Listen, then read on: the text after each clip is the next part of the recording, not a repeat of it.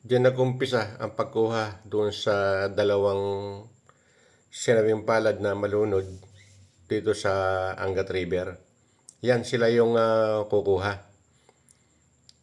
Huwag niyong biruin yung Angat River na ito. Madaya ito, akala nyo mababaw yan. Malalim yan. Tingnan nyo, hindi ganong kalakihin yung tubig. Doon na kunin sa dulo na yon.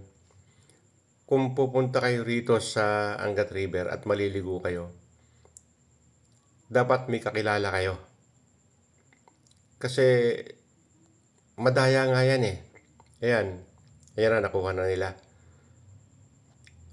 Ay paumandar yung motor ng bangka. Yan yung dalawa na na-retrieve nila.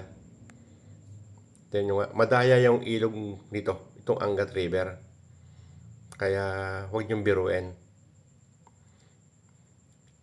Yan yun, no? Yung nasa dulo ng bangka na yan at saka yung nasa gitna.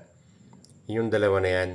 Kaya payo ko lang sa inyo, kung dadayo kayo rito sa Angat River at maliligo kayo, dapat may kasama kayo ritong taga rito na pamilyar sa Angat River.